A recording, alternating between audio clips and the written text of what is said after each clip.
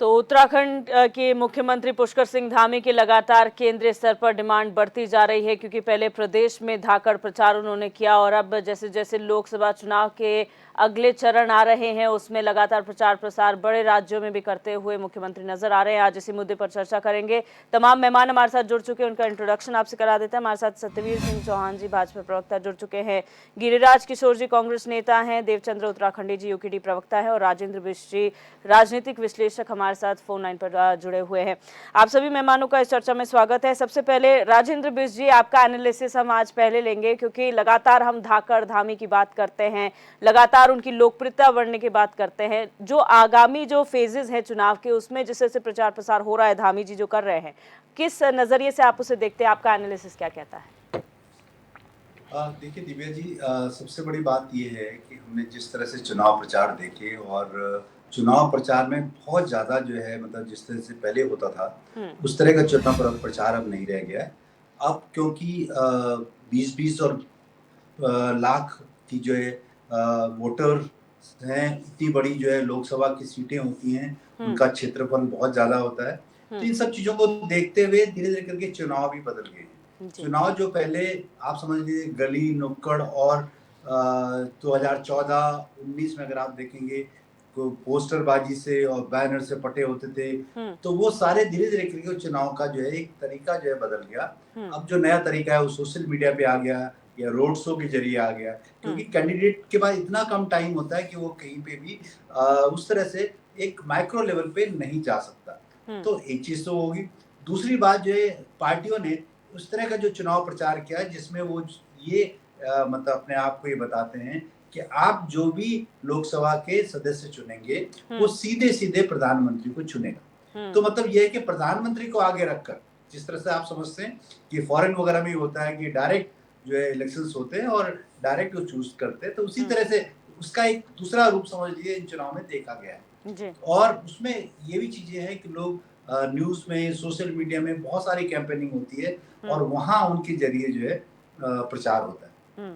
उसी कड़ी में अगर आप ये देखें कि जो भी स्टार प्रचारक हैं वो अलग अलग जगह जाते हैं, अपनी बात रखते हैं और उसको मीडिया के थ्रू जो है उसको फैलाया जाता है और अपने मुद्दे मीडिया के थ्रू रखे जाते हैं जनता के बीच में, और जनता तब जो है वोट देने जाती है। तो ये सारी चीजें होती हैं। तो इसी तरह से जो है बीजेपी ने ऐसा किया है कि उसने अपने स्टार प्रचारकों की सूची बनाई है, जिसमें संभवतः सबसे पहला नाम जो है प्रधानमंत्री का और उसके बाद फिर अमित शाह जी का, और करते करते फिर योगी जी से लेकर अलग अलग राज्यों के जो है जो मुख्यमंत्री है उनका नाम जो है उसमें शामिल किया जाता है। उसका सबसे बड़ा जो कारण ये भी है कि उनकी लोकप्रियता अपने स्टेट में तो है ही, लेकिन उसके अलावा स्टेट से बाहर भी वहां के प्रवासी रहते हैं, माइग्रेटरी लोग रहते हैं, उनके ऊपर जो है उनका कहीं ना कहीं इस छवि से उन पे प्रभाव पड़ता है। उसी कड़ी में जो है धामी जी को भी जो है एक स्टार प्रचारक में रखा गया।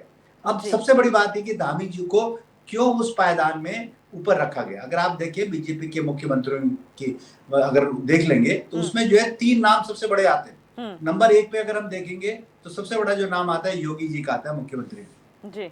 उसके बाद हेमंत बिस्वा शर्मा जो है असम के जो है एक ब्रांड के नाम से उनको भी जो है माना जाता है और वो जगह जगह जाते हैं स्टार प्रचारक के रूप में। लेकिन जो सबसे बड़ी बात जो है, जो धामी जी एक बहुत छोटी स्टेट के एक मुख्यमंत्री जी हैं, उनको भी स्टार प्रचारक की श्रेणी में रखा गया। तो उसका जो मेन चीज अगर हम आप ये देखते हैं, इसका जो मेन मुख्य कारण ये है कि धामी जी ने जिस तरह से मुद्दे, अगर आप ये समझिए जिस तरह से वो यूसीसी के बारे में बात करी, नकल विरोधी कानून है और बहुत सारे जो है जैसे आप अतिक्रमण के ऊपर उन्होंने बात करी, इन सब का जो है एक किस तरह से अपनी बात रखते हैं और किस तरह से लोगों को सहज तरीके से बताकर एक अपने वोटरों को अपनी तरफ ले जाने की कोशिश करते हैं। तो एक सबसे बड़ा जो कारण है वो मुख्यमंत्री धामी जी का। और आप ये देखिए कि बड़े सौम्य जो है स्वभाव से हर चीज को जो है इस तरह से बताते हैं कि लोग उनकी बातों से गिरजा जाते हैं बहुत जल्दी, और इसी कारण में जो है धामी जी को स्टार प्रचारक बनाया। और युवा है, युवा फेस है, तो उसके बावजूद जो है बीजेपी उनको जो है आगे रखना चाहती है, ये मुख्य कारण है। बिल्कुल सत्यवीर जी, आप लोगों ने हमेशा इस बात को आगे रखा है कि मुख्यमंत्री जी ने जो फैसले लिए हैं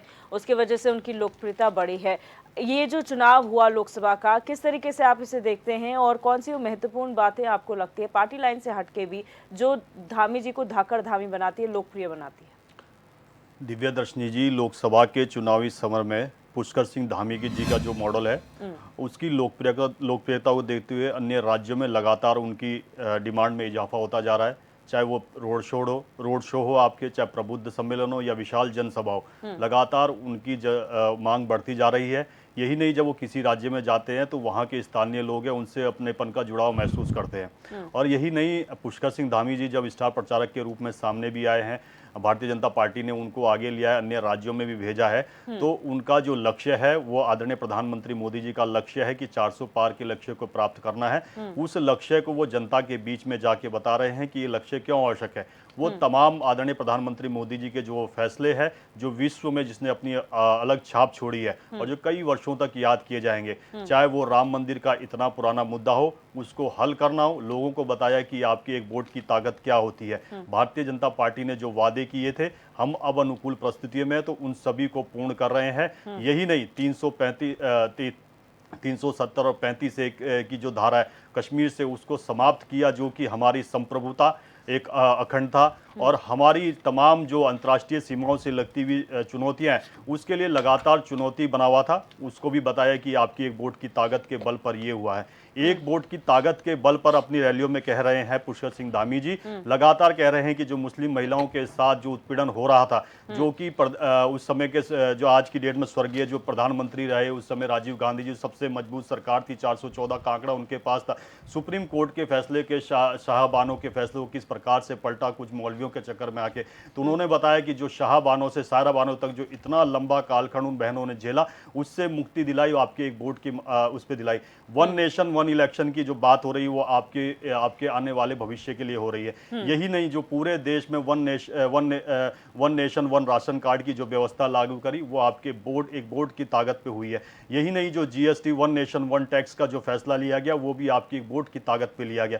यही नहीं, जो सेना को मजबूत करना, युवाओं के लिए रोजगार सृजन करना, भारत को 5वीं अर्थव्यवस्था में लाना, 10वें पायदान से 5वीं अर्थव्यवस्था में लाना, ये सब उन्होंने बताया अपनी सभी तमाम जनसभाओं में जहां जा रहे हैं। वो उन्होंने बताया कि ये मोदी जी के जो आपने एक वोट दिया उसकी ताकत के बल पर हो रहा है। और यही नहीं, मैं उत्तराखंड के परिप्रेक्ष्य में कहूं कि लगभग 3 वर्षों के कार्यकाल में जिस प्रकार से वो जनता के बीच में एक धामी मॉडल के रूप में सामने आए हैं, पुष्कर सिंह धामी से निकल के एक धामी ब्रांड के रूप में आए। उन्होंने लगभग 3 वर्षों के बीच में जनता के बीच में जिस प्रकार की अपनी बहुआयामी छवि बनाई है, वो ये भी दिखाता है कि जिस प्रकार से उत्तराखंड को एक कुशल प्रशासक की आवश्यकता थी, वो एक बड़े कुशल प्रशासक बन के निकल के आए। यही नहीं, विकास हो, निवेश हो, इंफ्रास्ट्रक्चर हो, आपका कनेक्टिविटी हो या जन लोक कल्याणकारी या जनहितैषी योजनाओं को जिस प्रकार से उन्होंने धरातल पर उतारा है, वो उनको फायर ब्रांड नेता के रूप में प्रस्तुत करता है उत्तराखंड के अंदर। यही सब सारी खूबियों के रूप में, और यही नहीं, जो जैसे उत्तराखंड जैसा संवेदनशील राज्य जो 2 अंतर्राष्ट्रीय सीमाओं से लगता है, उसका संतुलन बनाए रखना, ये अपने आप में दिखाता है कि जिस प्रकार से उन्होंने इस राज्य को आगे बढ़ाने के लिए, सभी को साथ लेके चलने के लिए और देश में एक छवि छोड़ने के लिए जो उन्होंने काम किया है, इसीलिए लगातार उनकी मांग बढ़ती जा रही है। और लगातार लोगों के बीच में जिस प्रकार से वो जुड़ते जा रहे हैं, भारतीय जनता पार्टी के पक्ष में जिस निरंतर वो जिस प्रकार से आकर्षण का केंद्र बने हुए, वो वास्तव में दिखाता है कि एक 3 वर्ष के छोटे से कार्यकाल में जिस प्रकार से पुष्कर सिंह धामी से निकल के एक ब्रांड धामी बन के आया है, वो वास्तव में दिखाता है कि उत्तराखंड के लिए भी गौरव की बात है कि एक पहाड़ का व्यक्ति जिस प्रकार से पूरे देश में छाप छोड़ रहा है और लगातार मांग बढ़ रही है, तो हमारे लिए, हमारे भारतीय जनता पार्टी के प्रत्येक कार्यकर्ता के लिए प्रसन्नता का विषय है। और मैं आपको उस पे आएंगे, चर्चा पे आएंगे, पहले मैं कमेंट्स ले लूं। गिरिराज किशोर जी, कांग्रेस क्योंकि मुख्य विपक्षी दल है और आपने हमेशा कहा, जब धामी जी की बात होती थी, धाकड़ धामी कहा जाता था, आप लोगों ने कहा वन मैन शो है, धामी जी अकेले ही सब कुछ कर रहे हैं। तो क्या आपको नहीं लगता ये जो एकला चलो की राजनीति है वो कहीं ना कहीं काम आ रही है, क्योंकि आज केंद्रीय स्तर पर वो नजर आ रहे हैं, उनको तवज्जो दी जा रही है एक छोटे से प्रदेश के मुख्यमंत्री होते हुए? पहले तो दिव्य दर्शनी जी, एक बात मैं अभी रखना चाहूंगा, जो मेरे मित्र जो हैं, चौहान जी ने एक बात रखी, वो राजीव जी के कार्यकाल को लिया है बीच में, इस टॉपिक के बीच में उन्होंने प्रधानमंत्री हमारे जो पूर्व में रहे, जिनको लगभग शहीदी का दर्जा मिलता है, निश्चित रूप से वो उस परिवार के एक शहीद होने वाले जो हैं, निश्चित रूप से प्रधानमंत्री रहे हमारे। इंफॉर्मेशन टेक्नोलॉजी जो है, निश्चित रूप से कंप्यूटर अगर आज आप देख रहे हैं कहीं, तो राजीव जी की देन थी, चौहान जी। दूसरी बात आपने रखी, वो सब सुप्रीम कोर्ट जब आप फुल मेजोरिटी में थे, आपने बोला उस समय डिसीजन नहीं ले पाए। 89 में जो है, जो राम मंदिर हमारा जो बनाया अभी, उस समय अगर वो दरवाजे खोले गए, निश्चित रूप से वो ताला अगर खोला गया तो राजीव जी के प्रेजेंस में, राजीव जी के कार्यकाल में खोला गया। उसके बाद पूजा भी कराएगी अयोध्या में, निश्चित रूप से वो कार्यकाल भी राजीव जी का था। इंफॉर्मेशन टेक्नोलॉजी की मैंने बात की, और जितना डेवलपमेंट आज जो इंफ्रा खड़ा हुआ है, निश्चित रूप से उसके मूल में कहीं ना कहीं उनको अप्रिसिएशन मिलना चाहिए राजीव गांधी को। एक बात तो ये हो गई, उन्होंने बात छेड़ी, इस वजह से इस बात को मैं ले आया इस टॉपिक में। दूसरी बात दिव्य दर्शनी जी, एक चीज मेरी समझ में आज ये नहीं आ रही, मैं टॉपिक जब आप अभी मैं डिस्कस में सारी चीजें देख रहा हूं, अभी मैं क्लिप्स भी पढ़ रहा था, उत्तर से लेकर दक्षिण तक धामी जी का डंका। तो ये क्लिप्स जो है, मैं बहुत एक अदना से एक कार्यकर्ता हूं, एक छोटा सा कार्यकर्ता हूं अपनी पार्टी का, कांग्रेस का, लेकिन मैं बोलने पे विवश हूं कि आज जो परिस्थितियां हैं आज, और इससे पहले एक बात रखना चाहूंगा मैं कि लगभग हर पार्टी में आज भाजपा अगर धामी जी को प्रचार एज ए स्टार प्रचारक कहीं पे अगर ले जा रही किसी स्टेट पे, तो कोई विशेष नहीं है। योगी जी भी जो मुख्यमंत्री हैं भाजपा के उत्तर प्रदेश के, वो भी एज ए स्टार प्रचारक कहीं जाते हैं, और प्रचार में पार्लियामेंट्री इलेक्शन हो चाहे असेंबली इलेक्शन हो, वो जाते हैं और अपना भाषण दे के आते हैं। वो निश्चित रूप से अपनी पार्टी की बातें रखते हैं, बिल्कुल। तो एज ए स्टार प्रचारक वो भी होते हैं। अब धामी जी को इस हिसाब से ये टॉपिक ही आज उन पे है, धामी जी पे। अब मैं इस बात को नहीं समझ पा रहा हूं दिव्य दर्शनी जी कि प्रदेश में जंगल पूरे धधक रहे, 4 धाम यात्रा सर पे है, पार्लियामेंट्री इलेक्शन में 13,000 लोगों का बाइकआउट होता है, मतदान सबसे बड़ा दान होता है जी 5 साल में। ठीक। लोग जो है अपनी पीड़ा के निदान के लिए वाकई 7 साल से आप शासित हैं इस प्रदेश में, वो 13,000 लोग अगर बाइकआउट कर रहे हैं, वोट नहीं कर रहे हैं, आपको उनकी पीड़ा को देखते हुए उनका निदान करना चाहिए निश्चित रूप से। और आज बिजली के दाम बढ़ रहे हैं दिव्य दर्शनी जी, आज जो स्थितियां इतनी विस्फोटक हैं, अंकिता भंडारी को आपने न्याय नहीं आप दिला पाए। ये सारी चीजें अगर मूल में अगर विषय होने चाहिए तो ये होने चाहिए कि पर्वतीय राज्य में आज भी सुदूर ग्रामीण क्षेत्र में अगर आखिरी पायदान में जो ग्रामीण बैठा हुआ, उस तक निश्चित रूप से हेल्थ की सुविधा, स्वास्थ्य की सुविधाएं नहीं पहुंच पा रही है, उसको एजुकेशन नहीं मिल पा रहा है उसके बच्चों को। आज पारंपरिक खेती बिल्कुल जीरो हो चुकी है पहाड़ों में, और आप एज ए स्टार प्रचारक जो है, ये टॉपिक भी मुझे बड़ा अजीब सा लग रहा है। आप ठीक है, स्टार प्रचारक के रूप में पार्टियां भेजती हैं दिव्य दर्शनी जी, निश्चित रूप से, लेकिन प्रदेश, जिस प्रदेश को आप रिप्रेजेंट कर रहे हैं, अगर उस प्रदेश की ये स्थिति है जो आज कांग्रेस पार्टी यहाँ पे रख रही है निश्चित रूप से, और ये सारी चीजें ट्रूथ है, ये सच है, फैक्ट्स है जो मैं रख रहा हूं सामने, बिल्कुल उस पे चर्चा करेंगे। मैं देवचंद्र उत्तराखंडी जी से कमेंट ले लेती हूँ। उत्तराखंडी जी, क्योंकि आपने राष्ट्रीय दल चाहे कांग्रेस हो या बीजेपी, इनके लिए हमेशा कहा है एक नागनाथ एक सापनाथ, आपने कहा है किसी ने भी जो है विकास नहीं करा इस प्रदेश का, लेकिन अगर इस प्रदेश के मुख्यमंत्री को अगर राष्ट्रीय स्तर पर तवज्जो दी जाती है, इंपॉर्टेंस मिलती है, तो क्या इस प्रदेश के लिए गौरवान्वित करने वाली बात नहीं है? दिव्या दर्शनी जी, बिल्कुल ये बात तो बहुत खुशी की बात है जब हमारा कोई भी हमारे इलाके का है, जब हम तो देश प्रदेश और राज्य और गांव तक जब आते हैं, जब भी कोई हमारे ऐसे लोग आगे निकलते हैं तो खुशी तो होती है। लेकिन मैं एक चीज़ आपको बता दूं कि ये तो ठीक ऐसे हो रहा है कि जो आदमी 10वीं में एक बार फेल हो गया हो और उसके बाद इंटर में अच्छे नंबर लेकर के आगे बढ़ रहा हो, तो ये मुझे ऐसे ही लग रहा है। अब आपको और चीज बता दूं कि आज धामी को सब जगह बुला रहे हैं, उसकी 2 वजह है। पहली बात, इनको धामी जैसा और कोई आदमी इनके पास अब रहने गया है, क्योंकि धामी अभी चमक रहा है, उत्तराखंड में चमकता इनको दिखाई दे रहा है, लेकिन ऐसे चमकता है नहीं। जो आदमी अपने गढ़ में एक बार कंप्लीट फेल हो गया हो और उसको हमारी पहाड़ी भाषा में बोलते हैं पात पूत कर, मतलब जनमत धनमत और अनेक उस पे जो मूल तंत्र सरकार का तंत्र मंत्र लगाकर जिनको जिता करके उन्होंने मुख्यमंत्री लाए हैं, तो वो अभी मुख्यमंत्री अपना इस पहचान को बना रहा है। तो उत्तराखंड के लिए एक अच्छी बात है कि पाथावाद, जिसको हमारे पहाड़ में पाथावाद जो हमारा मूर्ति है वो आगे निकल गई है और पप्पू पास हो गया है। और मैं तो बिल्कुल इस बात से सहमत हूं। अभी जहां जाओ आप प्रचार में भी जाओ, लेकिन आपकी व्यवस्थाएं अपने सरकार के लिए भी तो साथ साथ होनी चाहिए। आप देखेंगे निकाय चुनाव सर पे हैं, और ये चीज जो सांसदों के चुनाव हुए हैं उनसे पहले होना चाहिए था। वोटरों की लिस्ट में बिल्कुल गड़बड़ी है। मैंने आपको पहले डिबेट में बताया था कि अभी भी जो ये चल रहा है, ये आगे बड़ी लाइन बनाने के लिए अपनी लाइन बड़ी नहीं करते, बल्कि उस दूसरे की लाइन को कट करते हैं और अपनी उसी लाइन पर आगे बड़ी होने की कोशिश करते हैं। आज निकाय चुनाव के सामने आता है इनका पर्दा कि भैया इसमें गड़बड़ी है, बीजेपी भी बोल रही है गड़बड़ी है, तो सांसद के चुनाव में क्यों नहीं ये बात आई? तो ऐसे बहुत सारे काम इन्होंने जो है राज्य स्तर पर बिल्कुल नहीं किए हैं। और अभी देश के लिए अगर ये अपना प्रचार के लिए जा रहे हैं तो ये तो बीजेपी वालों के लिए आपसी जलन होनी चाहिए कि मैं 6 बार का विधायक था, मैं 8 बार का विधायक था, मेरे को नहीं भेजा, इनको ही क्यों भेजा? हमको क्या जलन है? हम तो है भाई उत्तराखंड का मुख्यमंत्री है, प्रचार के लिए चला गया। लेकिन खतरा है कि जब राजनाथ जी के गले से भरी सभा में माला खींच लेते हैं, जब भरी सभा में आपका जेपी नड्डा को हाथ पकड़ करके पीछे बिठाया जाता है, ऐसा तो न हो कि हमारा मुख्यमंत्री को भी कहीं ऐसे पटक दिया जाए। क्यों? इस चीज का खतरा हम पर बना नजर आ रहा है। अभी आप देख रहे हैं कि जहां एक और जंगलों के लिए कोई व्यवस्था नहीं है, अभी निकाय चुनाव की कोई व्यवस्था नहीं है, मुख्यमंत्री हमारे व्यस्त हैं और बाकी शासन भी ऐसे पड़ा हुआ है। तो जो इनकी भ्रष्टाचार की जो नीतियां हैं उनको तो वहां बताएंगे नहीं। बाहर से जो कवर पेज है, कवर पेज को दिखाकर अगर प्रचार प्रसार कर रहे हैं तो करने दो, और वो तो समय बताएगा कि इनके प्रचार से देश में क्या फर्क पड़ेगा और सांसद कहां से कौन जीत के आएगा। बिल्कुल राजेंद्र बिष्ट जी, ये पार्टी का अपना निर्णय होता है कौन स्टार प्रचारक होगा, कौन उनके पार्टी के लिए प्रचार करेगा। लेकिन अगर मुख्यमंत्री धामी को चुना है, जो कहा जाता है जो पूर्व में उन्होंने फैसले लिए, क्या कह सकते हैं ये कमिटमेंट है सीएम धामी का? क्योंकि बहुत मुख्यमंत्री प्रदेश में रहे हैं धामी से पहले भी बीजेपी के, लेकिन इतनी तवज्जो किसी को इतनी नहीं मिली केंद्रीय स्तर पर। तो क्या ये धामी का कमिटमेंट है कि जो एक्सपेक्ट उनसे किया जाता है वो जी जान लगा देते हैं उसको पूरा करने में, और फिर रिजल्ट सबके सामने है?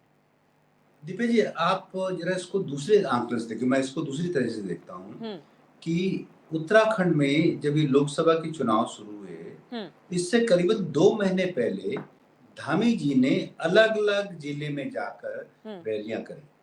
भले वो किसी नाम से हो, वो महिलाओं के नाम से हो, वो किसी युवाओं के नाम से हो, या कुछ किस तरह के नाम से हो, तो इस तरह की रैलियां बहुत सारी हुई हैं पिछले तब इलेक्शन से 2 महीने 3 महीने पहले, आचार संहिता से पहले।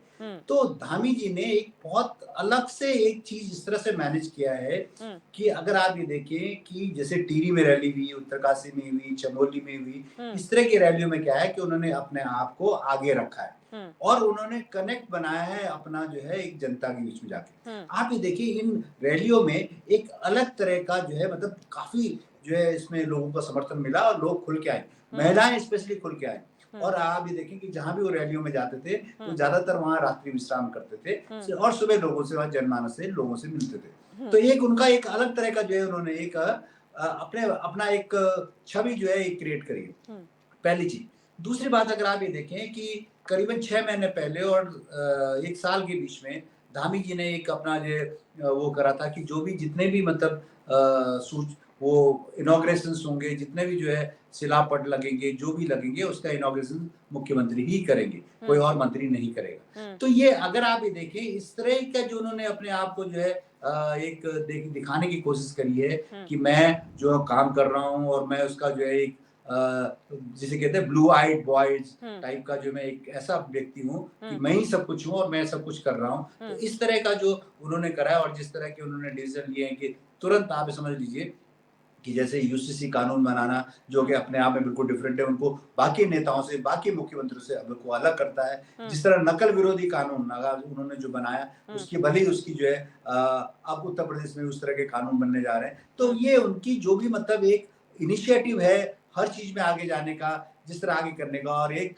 बहुत एग्रेसिवली नहीं करते। अगर आप ये बात करूं कि हम अगर उनका जो है कंपैरिजन योगी जी से करें, हम उनका कंपैरिजन हेमंत बिस्वा शर्मा से बात करें तो वो बहुत एग्रेसिव है, बट जो है धामी जी बहुत सबमिसिव नेचर के। लेकिन इसके बीच में क्या है कि वो एक अलग तरह से काम करते हैं, अपने आप को हर बार आगे रखते हैं। तो इसका इफेक्ट जो आया और इसके इफेक्ट से आने से क्या है कि लोग उनको रिकॉग्नाइज करने लगे, पार्टी। अच्छा राजेंद्र बिष्ट जी, एक छोटा सा चीज और जानना चाहेंगे, इसी में जो डिस्कशन हम कर रहे हैं उसमें एक चीज और जानना चाहेंगे कि विपक्ष हमेशा आरोप लगाता था कि एकला चलो की राजनीति, आपको लगता है लॉन्ग टर्म के लिए, क्योंकि पूरी कैबिनेट है, जैसा आपने कहा कि कोई भी इनॉग्रेशन है वो मुख्यमंत्री करेंगे, कोई मंत्री नहीं करेगा, यानी कि एक फेज सिर्फ मुख्यमंत्री का जैसे केंद्र में प्रधानमंत्री का, तो क्या आपको नहीं लगता ऑन अ लोअर लेवल जो मंत्री हैं, जो विधायक हैं, वो कहीं ना कहीं डिमोटिवेटेड और फिर उनका रोल कहीं ना कहीं पीछे छूट जाता है?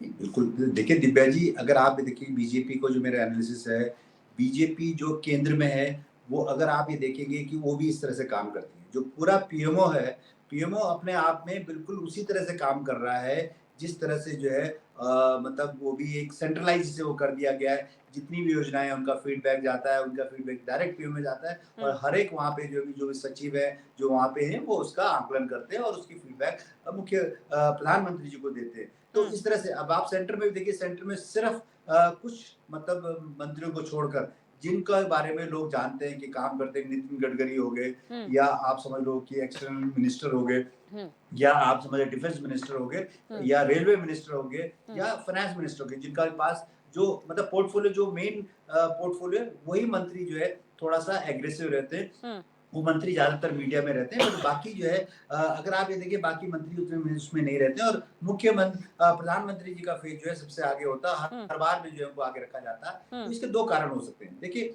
क्या है कि जो मेरे को लगता है, हुँ, इसका पहला कारण ये है कि बीजेपी मोदी के फेस को आगे रखना चाहती है, और जो भी चीजें सारा कुछ है, मोदी जी को क्रेडिट देना चाहते हैं, मोदी हुँ, जी उसको आगे बढ़ाना चाहते हैं, पहली हुँ, चीज। दूसरी जो है, इस तरह की जो राजनीति है, बीजेपी एक नए तरह की राजनीति करना चाहती है, जिसमें वो ये नहीं कहना चाहती कि कैंडिडेट वाइज जो है राजनीति नहीं है, क्योंकि हुँ, लोकसभा का चुनाव है। तो हुँ, उसमें क्या है कि वो ये चाहती है कि जो भी लोग वोट दें, वो कमल पे वोट दें। आपने देखा होगा कि अभी मैंने बड़ा एक टिपिकल एनालाइज करा है कि जहां भी वो साउथ में गए हैं, हुँ, तो रात को जब भी रोड शो होते हैं, तो उनके हाथ में जो है कमल का एक जो है, मोदी जी या जो भी और अगल बगल में उनके आसपास रहते हैं, उनके हुँ, ऊपर कमल का फूल रहता है, और वो एक मतलब चमकता हुआ रहता है। हुँ, तो इसका मतलब क्या है कि मोदी जी या उसके जो कमल के फूल को ही वो रखना चाहते हैं, कि हुँ, आपको और कुछ नहीं सोचना, ठीक है। आपको सिर्फ कमल के फूल को हुँ, देना, मोदी जी। तो बिल्कुल। ये जो ट्रांसफॉर्मेशंस हैं, हुँ, जो जिस काम करने का जो तरीका है, हुँ, बिल्कुल अलग है। और हुँ, इसी के हिसाब से क्या हो रहा है कि हुँ। आपका मतलब उत्तराखंड में भी धामी जी भी उसी चीज को पकड़ कर, उसको एनालाइज करके, उसी को धीरे धीरे करके आगे बिल्कुल, ले जा रहे केंद्रीय हैं। तो पैटर्न में चल रहा है राज्य सरकार भी, आपका ये कहने का बिल्कुल मतलब। बिल्कुल, बिल्कुल सत्यवीर उसी जी। तरह चल रहे हैं, हुँ। और उसी तरह से करना चाहते हैं। बिल्कुल, सत्यवीर जी यहाँ पर खैर एनालिसिस राजेंद्र बिष्ट जी का अपना था, लेकिन पॉलिटिकल एंगल से अगर देखा जाए, विपक्ष ये आरोप जो लगा रहा है, चाहे कांग्रेस हो चाहे यूकेडी हो, ये कहते हैं कि आप अपना जो कर रहे हैं वो ठीक है, लेकिन आप लोग दूसरों की, अपने आप को आगे बढ़ाने के लिए दूसरों को कम आंकते हैं। अभी राजीव गांधी का आपने जिक्र का, जो इसका जवाब दिया गया, उसके बाद उत्तराखंडी जी ने भी कहा। तो ये क्या आपको ठीक नहीं लगता कि आप लोग जो कर रहे हैं, आपकी पावर अगर ज़्यादा है तो दूसरों को कम करने की ज़रूरत नहीं है, क्योंकि लोग तो देख ही रहे हैं कि आपने क्या काम किया है? दिव्या दर्शनी जी, पहले तो मैं आपके सभी सवालों का जवाब दूंगा। पहले मैं यूकेडी के प्रवक्ता का जवाब दूं। उन्होंने कहा कि धामी जी हारे। हुँ, तो मैं थोड़ा सा बताना चाहता हूँ, इस 1947 के बाद बहुत बड़े बड़े चुनाव भी हुए, बहुत बड़े बड़े नेता भी चुनाव लड़े और हारे भी। हुँ, अटल बिहारी वाजपेयी भी चुनाव हारे, और हुँ, सबसे अधिक बार अगर राज्यसभा या लोकसभा के सांसदों के रूप में अगर गिनती करूं, तो सबसे अधिक बार स्वतंत्र भारत में वो सांसद रहे हैं। कुल मिला के 12 बार वो सांसद रहे हैं। हुँ, और इसी कड़ी में अगर लोकसभा का सांसद के रूप में देखूं, तो इंद्रजीत गुप्ता सीपीआई के हुआ करते थे, हुँ, वो 11 बार सांसद रहे हैं, हुँ, वो भी चुनाव हारे हैं।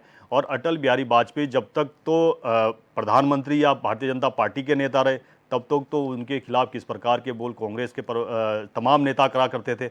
और जैसे ही वो राजनीति से संन्यास लेते हैं, उसके बाद उनका देहावसान होता है, तो सारे के सारे जितने भी नेता थे, किस प्रकार से उनके गुण गा रहे थे, कैसे उनकी श्रद्धांजलि सभा में, कैसे उनके पार्थिव शरीर में शामिल होते हैं, वो सभी ने देखा है।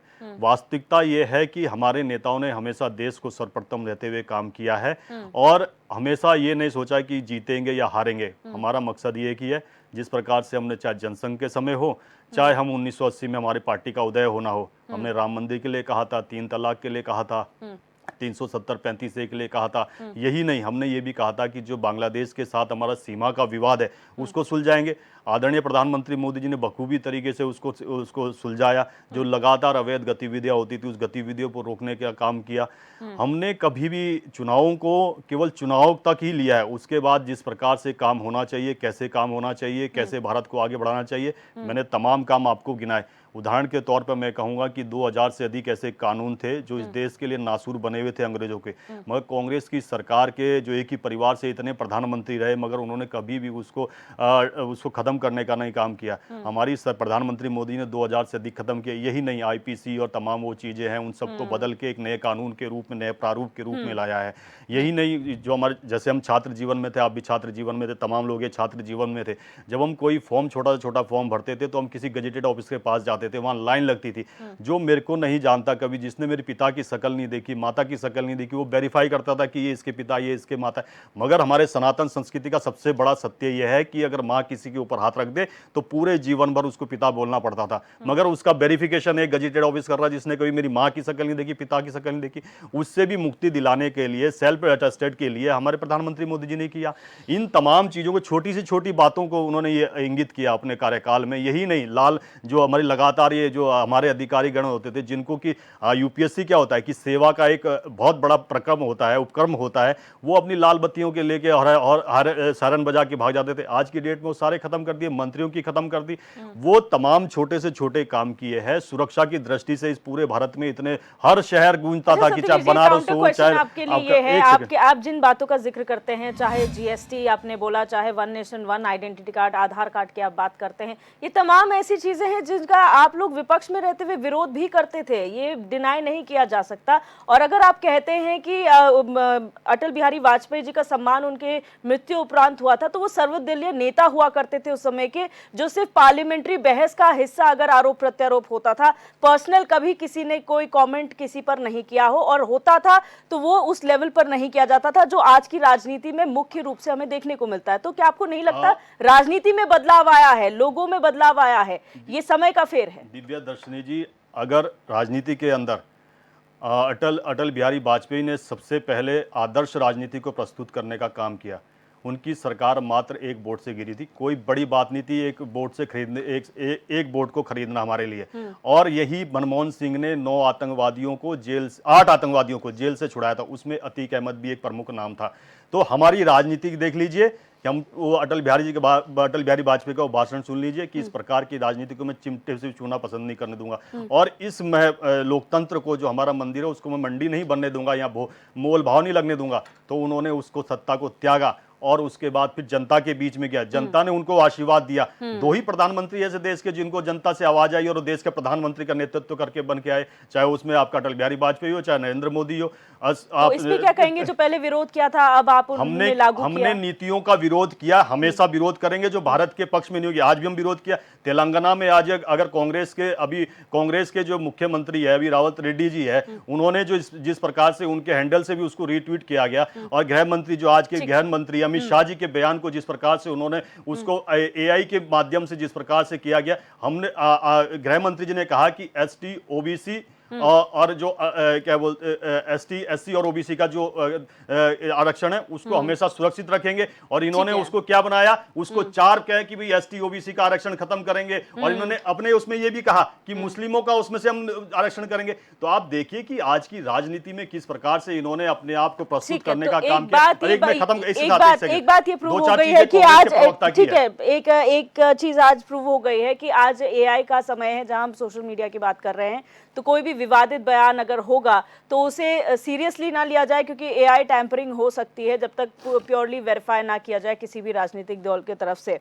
मैं आऊंगी क्योंकि समय की फिर कंप्लीट शॉर्ट में कंप्लीट कीजिए, बाकी गेस्ट के पास। कांग्रेस के प्रवक्ता ने कहा कि भाई इतने लोगों ने चुनाव का बहिष्कार किया, आज कम से कम कांग्रेस ये बोलने के लिए तो तैयार है कि लोग बहिष्कार भी कर रहे हैं। पहले तो पूरे के पूरे क्षेत्र खाली जाते थे। और यही नहीं, हम यहाँ बैठे हैं कि उत्तराखंड में आपके साथ डिबेट में था, जब आपने कहा कि कम मतदान हुआ, इतने गांवों ने मतदान नहीं किया, उन्होंने बहिष्कार किया। मैंने कहा भी था कि जागरूक सरकार का ये फैसला होना चाहिए कि तत्काल एडवाइजरी जारी होनी चाहिए। तत्काल एडवाइजरी जारी हुई, वहां पे हमारे जितने भी आलाधिकारी वहां गए। यही नहीं, मैं आपको बता देना चाहता हूं, स्वतंत्रता के बाद से 36 ऐसे गांव थे जो छत्तीसगढ़ में कहीं वोटिंग नहीं हुई, उन्होंने पहली बार प्रतिभाग किया, क्योंकि वहां जितना नक्सल इफेक्टेड एरिया था उसको विकास की राह पे लाने का काम किया, वहां निवेश किया, वहां इंफ्रास्ट्रक्चर किया, वहां कानून व्यवस्था को सुधारा, वहां लोगों को सरकार के साथ जोड़ा।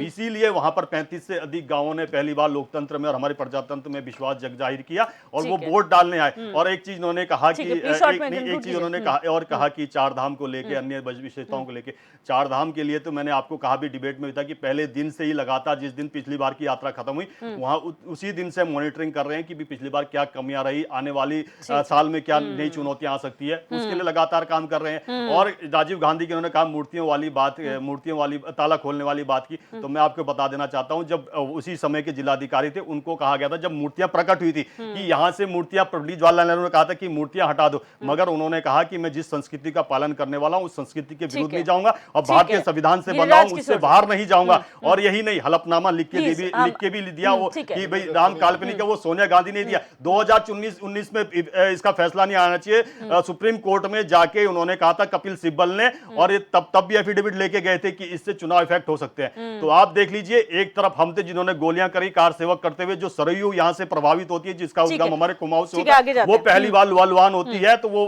अयोध्या में जाके होती है, और उसी पार्टी के जिसने लुहालुहान किया उसी पार्टी के साथ गठबंधन में गए, समाजवादी पार्टी के साथ। तो इनके सोच सकते हैं, इनकी नीति क्या है, इनके विचार क्या है, इनके सिद्धांत क्या है, इनके मूल्य क्या है। ये हर राजनीतिक दल में है सत्यवीर जी, हर राजनीतिक दल में है, चाहे भारतीय जनता पार्टी है, कांग्रेस है, सब में है, ये सबके साथ है। अगर राम की जय जयकार करते थे, आज भी राम की जय जयकार करते हैं, वो सबके है, वो धर्म को राजनीति से अलग हटा के रखे, लगातार आगे बढ़ रहे हैं। ये धर्म जो है राजनीति का हिस्सा नहीं होना चाहिए, क्योंकि कोई पक्षधर नहीं हो सकता कि कौन कितना बड़ा सनातनी है। राम ने भी राज्य किया तो धर्म को आगे रख के किया है, गिरिराज पांडवों ने भी राज किया तो धर्म को आगे रख के किया है। अभी ठीक है, भाजपा ने, सुन लीजिएगा, मैं भी तो इन्हीं को बोलने देंगे आप। नहीं, आप बोलिए, आप अपनी बात करिए, लेकिन आप ये भी बोलिएगा कि जो अभी सिनेरियो है, जो इतना बखान भारतीय जनता पार्टी कर ही रही है, तो फिर मैंने सब सुना उनको, मैं बता रहा हूँ आपको पॉइंट टू पॉइंट। आप ही देखो कि पार्लियामेंट में जब मनमोहन सिंह जी जब सरकार में थे, मनमोहन सिंह जी की बात अभी ये रखी इन्होंने, वो मनमोहन सिंह विश्व में मंदी थी और हिंदुस्तान में मंदी नहीं रही, आपको मालूम है। आप देखिए लगभग 8, 9, 10, 11, 12, 13 यहां मंदी नहीं थी हिंदुस्तान में। मनमोहन सिंह इतने बड़े अर्थशास्त्री थे और वाकई एक ऐसी चॉइस थी कांग्रेस की, वो प्रधानमंत्री, एज ए प्रधानमंत्री, सफलतम प्रधानमंत्रियों में से हिंदुस्तान में एक मनमोहन सिंह भी प्रधानमंत्री रहे। दूसरी चीज, मनरेगा, आप देखिए इसका विरोध किया पार्टी ने, भाजपा ने मनरेगा का पुरजोर विरोध किया जब जब विपक्ष में रहे, और सत्तासीन रही कांग्रेस, मनरेगा का विरोध किया। मनरेगा को सबसे ज्यादा प्रायोरिटी उसके बाद इन्होंने ही दी, जो 10 साल से अभी सरकार में है ये, तो प्रायोरिटी बेस पे उसको बहुत कोशिश की, बहुत प्रयास इनका रहा मनरेगा को आगे बढ़ाने। एक बात इन्होंने मंदिर की रखी अभी, दिव्य दर्शनी जी एक एक कांग्रेसी के निश्चित रूप से आराध्य हैं प्रभु श्री राम।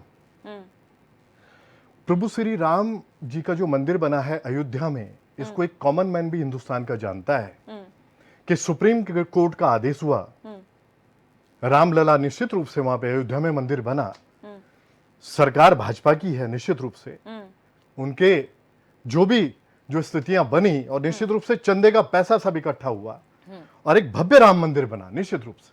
सरकारें यूपी में भी भाजपा की और सेंट्रल में भी भाजपा है, सारा कांग्रेसी इसको अप्रिशिएट करता है, मंदिर बना है। और आप सोचो इस देश में सेकुलरिज्म की खुशबू देखिए आप, इस लोकतांत्रिक देश में, कि प्रभु श्री राम के जो कपड़े सिलने वाला है वो मुस्लिम है। आपके चैनल्स के माध्यम से एक चीज और दिखी कि कई जो है मुस्लिम ऐसे धर्मगुरु दिखे, और एक कॉमन एक मुस्लिम जो हिंदुस्तान में रह रहा है, वास कर रहा है, वो रोते हुए प्रभु श्री राम की जो रामायण हमारी है उसकी चौपाइयां गा रहा है। आप सोचिए इस देश में सेकुलरिज्म की जो खुशबू है उसकी जो बात कर रहा हूं मैं आपसे, और आप स्वयं में सोचिए इस बात को कि सिर्फ नहीं, ठीक नहीं है, अभी थोड़ा सा मुझे बोलने नहीं, राम मंदिर के टॉपिक से ठीक है, राम मंदिर का टॉपिक से ऊपर उठ के दूसरे टॉपिक से बात करते हैं। इस बात को भी देखिए दिव्य दर्शनी जी, अब इन्होंने जो बात लेके आए तो उस बात क्योंकि वो हर डिबेट में, गिरिराज जी, वो हर डिबेट में, क्योंकि ये एक पॉइंट प्रूवन नहीं हो सकता। अब आप पूछिए क्या पूछना चाह रहे हैं। जिस तरीके से यहाँ पर चुनाव की बात हो रही है और मुख्यमंत्री की बात हो रही है, एक बात और रखना चाहूंगा दिव्य दर्शनी जी, आज निश्चित रूप से अगर नगर निकाय चुनाव की अगर बात हो रही है तो वो एक छोटी सरकार होती है, निश्चित रूप से एक लोकतांत्रिक इस प्रणाली में, डेमोक्रेसी में हिंदुस्तान की एक छोटी सरकार के रूप में एक स्थानीय लोकतंत्र जो है उसको मजबूत करना भी जरूरी है, जिसकी इग्नोरेंस से सरकार 6 महीने से कर रही है। आज हाईकोर्ट आप गए प्रशासकों के साथ, और आप अवधि बढ़ाओ, क्यों बढ़ाओ भाई? हम निश्चित रूप से उच्च न्यायालय जो हाई कोर्ट ने जो डिसीजन दिया अभी वो एप्रिसिएशन के लायक है। हम सम्मान करते हैं उस डिसीजन का। तो ये छोटी छोटी चीजें। अभी फिर एक बखान और किया प्रवक्ता साहब ने, आपने एक बात बोली ना जी 13,000 लोगों की जो बात कर रहे हैं आप लोग जिन्होंने मतदान का बहिष्कार किया, निश्चित रूप से क्यों ना बात की जाए उन गांवों की, 35 गांवों की। वो 35 गांव अगर मतदान से विहीन है, मतदान से वंचित है, वंचित वाकई अपने को वंचित रखा उन्होंने कुछ कारणवश, तो उसमें कहीं पीड़ा शामिल है उनकी। तो विपक्ष जो कांग्रेस पार्टी है उस बात को रखेगी। आपके अगर मेंबर ऑफ पार्लियामेंट का गोद लिया हुआ 11 गांव अगर बाइकआउट कर सकता है, सोचिए आप, तो एक बाकी जो आम गांव है उनकी क्या दुर्दशा होगी इस समय आप सोचिए। उनको मूलभूत जो सुविधाएं मिलनी चाहिए उससे वंचित है वो लोग। पहाड़ में आप जाइए, इनके एक्चुअली प्रॉब्लम ये है कि इनके जितने भी मंत्री हैं, जितने भी विधायक हैं, वो एसी से बाहर निकलने को तैयार नहीं है मैडम। आज जो वनाग्नि जो है, आज आप सोचिए हर साल जो है वनों में जितनी भी आग लगती है, निश्चित रूप से उससे आप देखिए कि हर्ब्स जितनी भी हैं और कितनी बड़ी क्षति हमें जो है वो निश्चित रूप से जो ग्रीन हमारा जो वहां पे पेड़ जो हमारा फॉरेस्ट है वो सारा जल के राख होता है। और आप कभी भी जो है उससे पहले जब वो वनाग्नि जब शुरू हुई है, आग जब लगाई गई, उससे पहले जो अवेयरनेस के प्रोग्राम होते हैं उसको लेके जनता के बीच में नहीं जाते हैं। यही उसमें मूल कारण होता है। आज आपके प्रवक्ता, कल भी टेलीफोनिक जब मैं जुड़ा तो एक प्रवक्ता ये बोलते हैं भाजपा के कि टैंकर भेजे जा रहे हैं वहां पे, टैंकर पानी के टैंकरों से कहीं वनों में आग घुसती है। ये तो बड़ी कॉमन, बहुत अजीब सी बात है। निश्चित रूप से इस ओर आप ध्यान नहीं दे रहे हैं। और आज ये सारी बातें, और ठीक है बहुत अच्छी बात है, धामी साहब जो है जा रहे हैं स्टार प्रचारक के रूप में और स्टेट्स में जाके, हर स्टेट में जाके भाजपा उनको भेज रही है, कोई दिक्कत नहीं। और भी मुख्यमंत्री जाते हैं, वो भी गए हैं। लेकिन अगर इस बात को पूरा जो है जितनी भी बातें मैंने रखी हैं, अगर उनको ओवरलैप करके आप ऊपर केवल एक बात प्रायोरिटी में रखेंगे और एक बात को ऊपर लेके रखेंगे, सब ओवरलैप करके कि नहीं साहब वो स्टार प्रचारक के रूप में गए हैं और वो आज की डेट में यहाँ के लिए, उत्तराखंड के लिए ईश्वर है, तो मैं नहीं मानता। जब तक आप मूलभूत सुविधाओं से वंचित रखोगे लोगों को, जिस कारण हमने पर्वतीय राज्य मांगा था, जो निश्चित रूप से उत्तराखंड प्रदेश का अगर गठन हुआ था तो इस वजह से हुआ था कि मूलभूत सुविधाओं से जो जूझ रहे हैं, जो रोजगार लोगों को मिले और निश्चित रूप से स्वास्थ्य और एजुकेशन यहाँ का अच्छा हो, सुदृढ़। बिल्कुल। उत्तराखंडी जी, आपने जो सवाल पूछे थे उनके जवाब भी यहाँ पर सत्यवीर जी ने दिए हैं, क्या कहेंगे, कितना संतुष्ट उन जवाबों से हैं?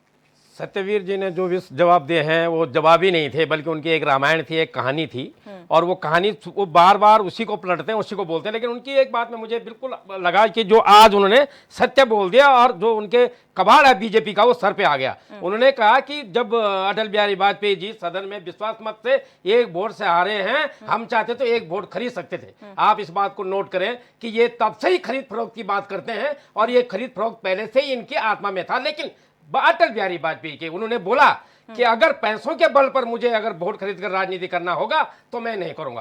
तो मैं उनका सम्मान तो करता हूं, लेकिन बीजेपी के अंतर्गत जो मनसा है वो आज सत्यवीर जी ने बिल्कुल सामने बोल दिया। अब अगर बात करते हैं, अब जो बात करते हैं कि 400 का हम लेकर चल रहे हैं कि 400 क्यों चाहिए, लेकिन ये तो बोला नहीं उनको क्यों चाहिए। अब ये जो अभी बता रहे हैं, उन्होंने सारे बातों को उल्टा करके क्यों बोलते हैं ये लोग। आपके प्रधानमंत्री संसद में बोलते हैं एसटी, ओबीसी और एससी का आरक्षण हम खत्म कर देंगे, बहुत सारे बोलते हैं। उसी बात को फिर दूसरे नेता बोलते हैं हम नहीं करेंगे। लेकिन इनको बोलने दो, और जनता सब समझती है। और अगर हमारे धामी जी जहां भी गए हैं, धामी जी के कार्यों को हर जगह सोशल मीडिया, आपके चैनलों के माध्यम से उनको पता है। अब हमारे जो सतवीर जी भूल गए हैं कि हमने उनका बोला, उनका ये किया। उन्होंने अभी एक बात बोली कि राजीव जी के टाइम पर ऐसा हुआ। मैं कांग्रेस का सपोर्ट नहीं कर रहा हूं, सरकारों में जो हुआ किसने क्या किया वो नहीं वो हुआ, लेकिन कंधार कब हुआ, दिल्ली में जो अक्षरधाम में कब हुआ, संसद में हमला कब हुआ, ये भूल गए हैं क्या? ऐसे भी बहुत सारे मेरे पास डाटा है, मैं आपका समय वेस्ट नहीं करना चाहता हूं। लेकिन 400 पार की बात करने वाले भारतीय जनता पार्टी के कार्यकर्ता 2 राउंड के बाद ही बौखला गए। अब एक और नाम आता है हरदन हली दोडेगौड़ा, देवगौड़ा का पोता जी हैं, ये पूर्व प्रधानमंत्री देवगौड़ा जी के ये ग्रैंड सन है, जिन्होंने 3000 महिलाओं के साथ में बलात्कार किया है और उनमें से 2900 महिलाएं हिंदू हैं। लेकिन इस बात को लेकर इनका शीर्ष नेतृत्व उसको जो है समर्थन दे रहा है, और सत्यवीर जी भी समर्थन देंगे। क्यों? क्योंकि जब हम अंकिता भंडारी की बात करते हैं, किरण नेगी की बात दिल्ली में करते हैं, तो ये उछल जाते हैं। तो इस चीज को जब धामी जी का हम विषय पे आते हैं, ये तो इसलिए आ रहे हैं कि उन्होंने बोला, मैं इस सब्जेक्ट पे आना ही नहीं चाह रहा था। हम तो मैंने बताया धामी जी का जब प्रचार प्रसार हो रहा होगा तो लोग तो ये बात जरूरी बोलेंगे कि अपने यहाँ पर तो ये अंकिता भंडारी को न्याय नहीं दिला पाए, अपने यहाँ पर जो मूल निवास मांग रहे थे उनके ऊपर आपने यूसीसी थोप दी।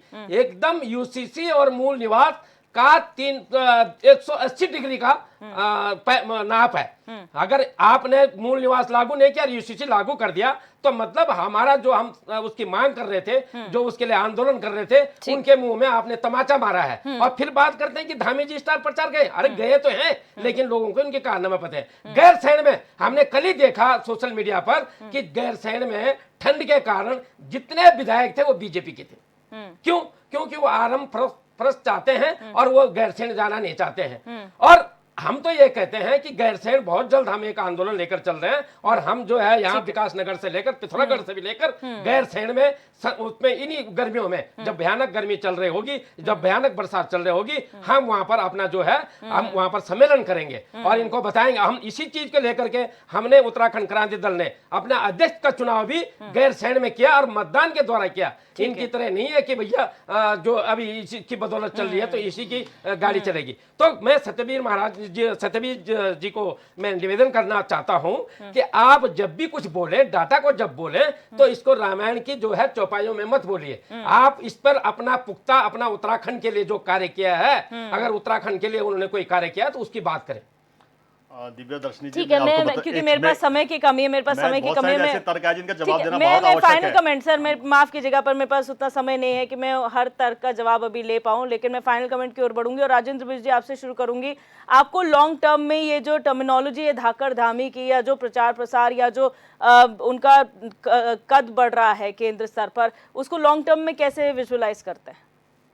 देखिए, जहाँ तक धामी जी की एक व्यक्तित्व का सवाल है, उनकी पर्सनैलिटी का सवाल है, युवा हैं लेकिन बहुत एग्रेसिव नहीं है, हर बात को बहुत ही मैच्योरिटी समझते हैं, कहीं कंट्रोवर्शियल भी बहुत ज्यादा नहीं होते। अगर आप देखिए वो उनका जितना भी मंत्रिमंडल है वहां पे बहुत ज्यादा कंट्रोवर्सी भी नहीं है और बहुत एग्रेसिव भी नहीं है। तो मुझे लगता है कि वो एक बैलेंस जो उनका, जो उन्होंने अपने एक पर्सनैलिटी क्रिएट करी है, उनकी पर्सनैलिटी एक्चुअल में क्या है और कर क्या रहे हैं, वो पर्सनैलिटी जिस तरह की उनकी है, मुझे लगता है उनको राजनीतिक लाभ देगी और वो उनको रिकग्नाइज करेंगे एज अ गुड पॉलिटिशियंस। और आने वाले टाइम पे मुझे लगता है कि अगर वो इसी तरह से चलते रहेंगे, अगर कुछ मतलब उस तरह नहीं होते, तो वो मुख्यमंत्री तो बनेंगे, उसके साथ साथ आने वाले टाइम पे हो सकता है कि उनको और बड़ा जो है कोई संगठन में, किसी चीज में उनको जो है वो दिया जा सकता है।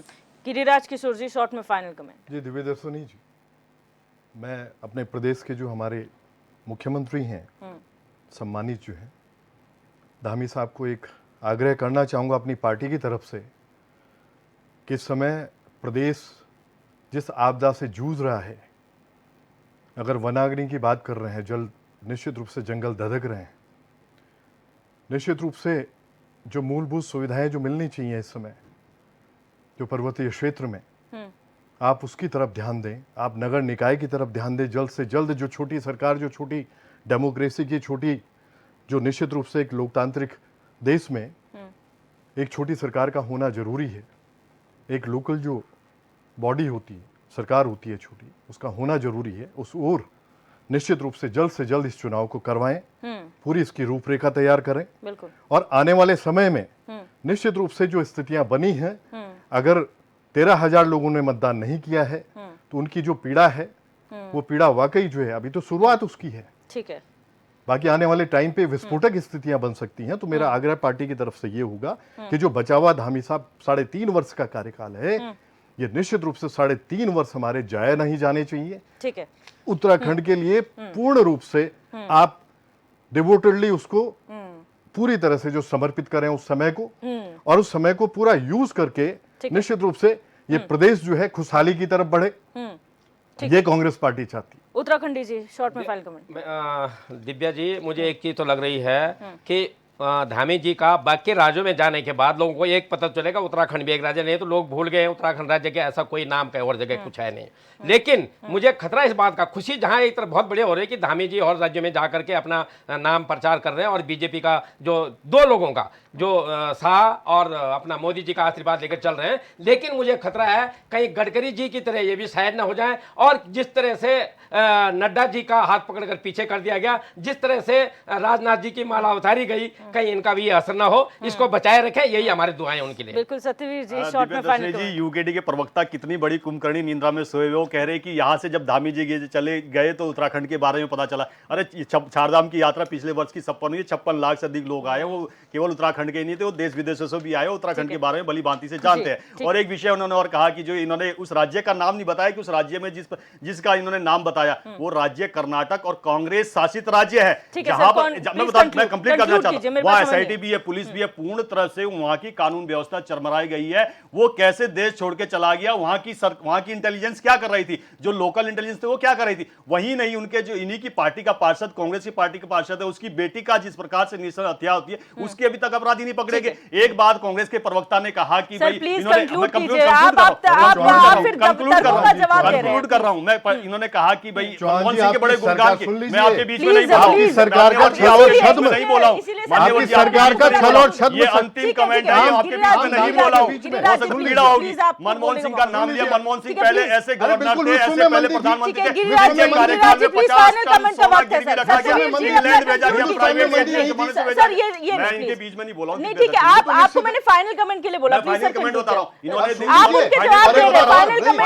इन्होंने 10 मिनट तक बोलते कि मैं 1 सेकंड नहीं बोला, जैसी सच्चाई बोली और बोलना शुरू हो गए, और ब्रांड धामी से इतने घबराए कि सुनने को तैयार नहीं है आज की डेट में। ठीक है सर, आप सभी मेहमानों का इस चर्चा में जुड़ने के लिए बहुत बहुत शुक्रिया। आज हमने चर्चा की कि लगातार मुख्यमंत्री पुष्कर सिंह धामी की डिमांड केंद्रीय स्तर पर बढ़ रही है, क्योंकि जो आगामी फेजेस है चुनाव के, उसके लिए प्रचार प्रसार के लिए वो अलग अलग बड़े बड़े राज्यों में जा रहे हैं, वहां पर प्रचार प्रसार कर रहे हैं। अब देखना यह होगा कि इस प्रचार प्रसार का असर लोकसभा चुनाव के रिजल्ट्स पे क्या पड़ता है, और आने वाले वक्त में मुख्यमंत्री का कद और कितना केंद्र स्तर पर बढ़ता है। बहरहाल क्वेश्चन आवर में मेरे साथ बस इतना ही। आप देखते रहिए HNN 24/7, जुनून सच दिखाने का।